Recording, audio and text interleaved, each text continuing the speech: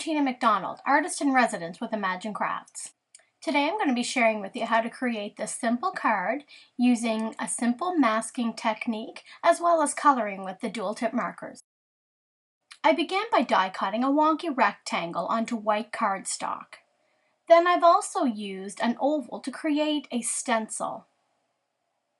So I hold it up to the light so I can position it exactly in the center over top of that wonky rectangle, and I'm going to hold it in place with a piece of low tack tape.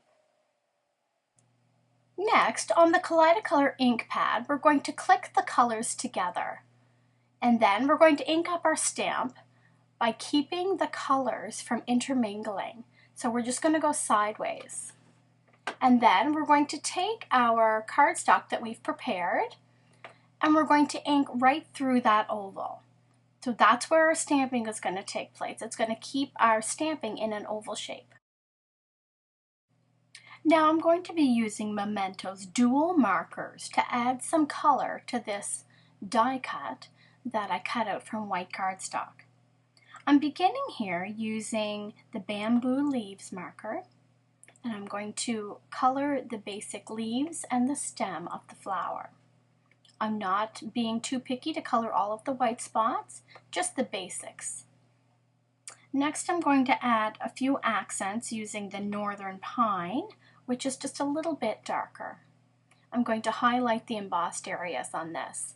That's one of the things that's great about Spellbinder's dies, is it gives raised areas of embossing, so those are the areas I like to highlight.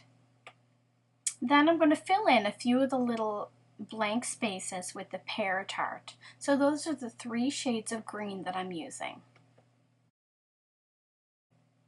Next, I'm going to begin to color the flowers, and I'm going to start with the very base of the flowers, and I'm going to use the Sweet Plum marker. So I'm just coloring the very base of it next to where the green is. Then I'm going to take the Lulu Lavender marker and I'm going to complete the rest of the white spot. So that is the remaining area of the flowers. I just love how this gives so much depth and dimension to these little flowers.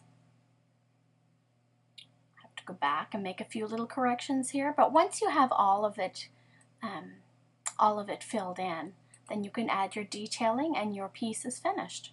To put my card together, I've began with a white cardstock base, and I'm going to adhere my wonky rectangle using some foam tape.